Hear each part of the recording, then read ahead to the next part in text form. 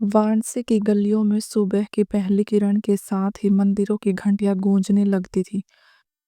गंगा के किनारे बसे इस पवित्र नगर में एक युवती थी जिसकी हर सांस में सिर्फ भोलेनाथ बसे थे। पारुल एक साधारण लड़की, लेकिन उसकी भक्ति असाधारण थी।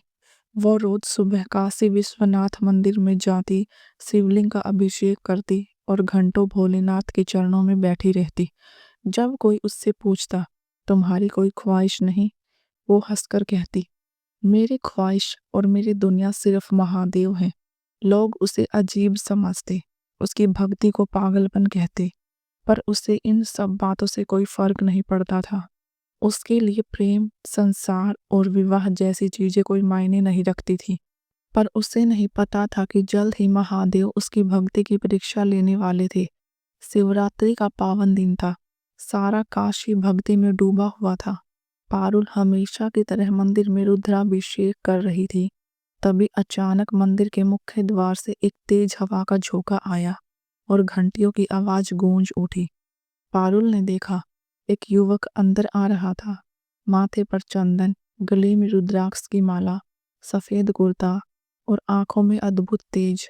उसके चाल में एक अलग ही ठहराव था, मानो उसे इस भीड़ से कोई फर्क नहीं पड़ता। वो सीधा पारुल के पास आया और शिवलिंग को प्रणाम किया। फिर उसकी ओर देखकर मुस्कुराया। तुम्हारी भक्ति अद्भुत है, उसने कहा। पारुल चौंक गई। आप मुझे जानते हैं? नहीं, पर शिव के भक्तों को पहचानने के लिए नाम की जरूरत नहीं होती, उसने कहा। उसका नाम अद्वैत था। धीरे धीरे उनकी मुलाकातें बढ़ने लगी। कभी किसी काशी के घाट पर मंत्रों की चर्चा, तो कभी मंदिर की सीढ़ियों पर बैठकर शिव पुराण की बातें।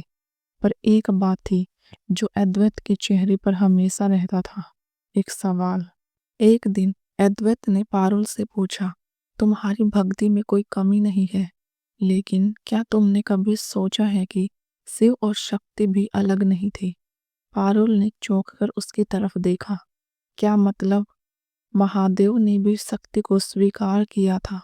अगर शिव अकेले होते तो सृष्टि पूरी कैसे होती? पारुल ने पहली बार किसी की बातों से खुद को डगमगाते हुए महसूस किया। उसने खुद से कभी यह सवाल नहीं किया था, क्या शिव सिर्फ भक्ति के लिए थे, या फिर वो प्रेम का भी दूसरा नाम थे? शिवरात्रि का दिन फिर आ गया। पारुल ने भोलेनाथ से प्रार्थना की, महादेव, अगर ये प्रेम आपका ही दिया हुआ है तो कोई संकेत दीजिए। तभी मंदिर की घंटियां अपने आप बजने लगी, बाहर तेज हवा चलने लगी और बेल पत्थर शिवलिंग पर गिरने लगे। अद्वैत मुस्कुराया और कहा, अब भी कोई शक है पारुल?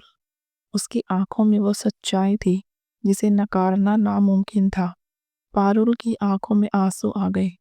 उसने पहली बार अपने भोलेनाथ से कुछ मांगा, छोड़िए न साथ मेरे भोलेनाथ, पर अगर अद्वैत मेरी तकदीर है तो मुझे शक्ति बनना स्वीकार है।